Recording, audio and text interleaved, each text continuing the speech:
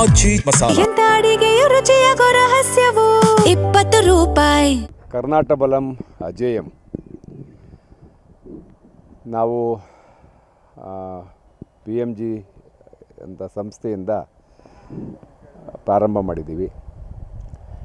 ಇದು ಒಟ್ಟಾರೆ ಕರ್ನಾಟಕದಲ್ಲಿ ಸಮಗ್ರ ನೀರಾವರಿ ಆಗಬೇಕು. ಸಮಗ್ರ ನೀರಾವರಿ ಆದರೆ ಗ್ರಾಮೀಣ ಪ್ರದೇಶದ ಜೀವನದ ಮಟ್ಟ ಉತ್ತಮ ಆಗುತ್ತೆ ಅನ್ನೋ ದೃಷ್ಟಿಯಿಂದ ಉತ್ತರ ಕರ್ನಾಟಕದ ಜನ ಮಳೆ ಕೈ ಕೊಟ್ಟಾಗ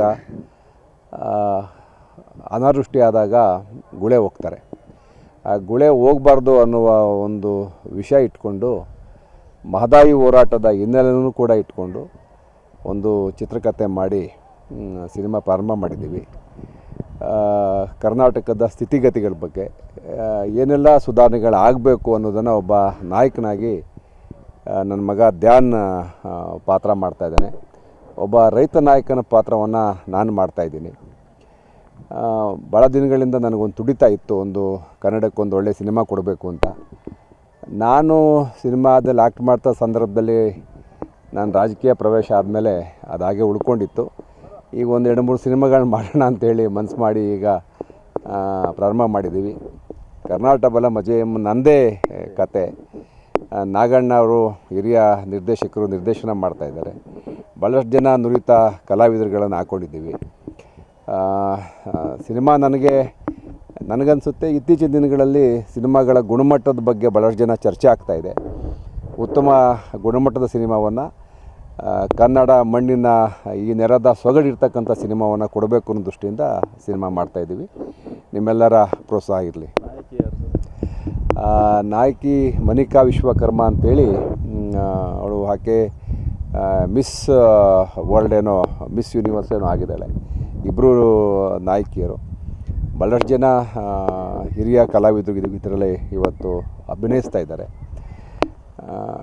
ನಮಗಿವತ್ತು ಯಾರಿಗೆ ಸಿನಿಮಾ ಮಾಡಬೇಕು ಅನ್ನೋದೇ ಪ್ರಶ್ನೆ. ಹಿರಿಯರಿಗೆ ಮಾಡಬೇಕಾ, ಯುವಕರಿಗೆ ಮಾಡಬೇಕಾ, ಎಲ್ಲ ವರ್ಗದ ಎಲ್ಲ ಸಮುದಾಯದ ಜನಗಳನ್ನು ಮನಸ್ಸಲ್ಲಿ ಇಟ್ಕೊಂಡು ಸಿನಿಮಾ ಮಾಡ್ತಾಯಿದ್ದೀವಿ. ಒಂದು ಪ್ರಯತ್ನ ನಡೀತಾ ಇದೆ. ನನಗಂತರೆ ಈ ಒಂದು ಸಾಮಾಜಿಕ ಕಳಕಳಿಯ ಸಿನಿಮಾ ಇದು. ಭಾಳ ಬದ್ಧತೆ ಇಟ್ಕೊಂಡು ನಾನು ಇದನ್ನು ಮಾಡ್ತಾಯಿದ್ದೀನಿ.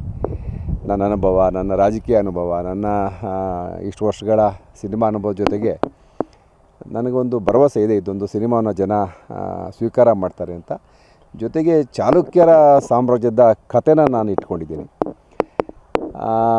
ಕರ್ನಾಟಕ ಬಲಂ ಅಜೇಯಂ ಅನ್ನೋದು ಚಾಲುಕ್ಯರ ಕಾಲದ ಸೈನ್ಯದ ಹೆಸರು. ಅಂದರೆ ಸೋಲಿಲ್ಲದ ಸೈನ್ಯ ಅಂಥೇಳಿ. ಮತ್ತು ಅಂಥ ಮಹಾ ಸಾಮ್ರಾಜ್ಯದ ನೆರಳಲ್ಲಿ ಇವತ್ತು ಇನ್ನೂ ಕೂಡ ನಾವು ಪ್ರಜಾಪ್ರಭುತ್ವ ವ್ಯವಸ್ಥೆಯಲ್ಲಿ ಬಡತನ ಇದೆ. ಇನ್ನೂ ಇಲ್ಲಿ ಜನ ಗುಳೆ ಹೋಗ್ತಾರೆ.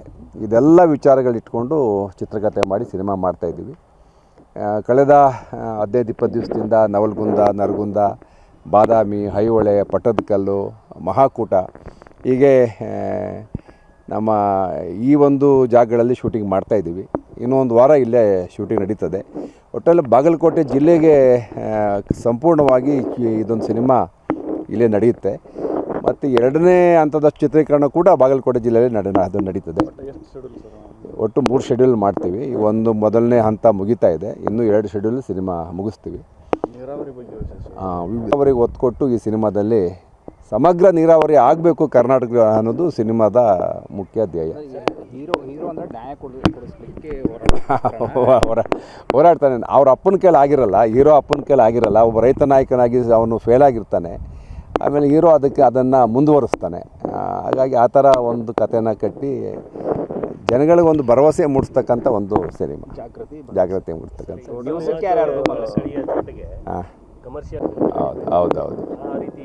ಈಗ ಹರಿಕೃಷ್ಣ ಅಂತೇಳಿ ನಿಮ್ಗೆ ಗೊತ್ತು, ಭಾಳ ಫೇಮಸ್ ಮ್ಯೂಸಿಕ್ ಡೈರೆಕ್ಟ್ರು. ಅವರು ಇದಕ್ಕೆ ಮ್ಯೂಸಿಕ್ ಮಾಡಿದ್ದಾರೆ.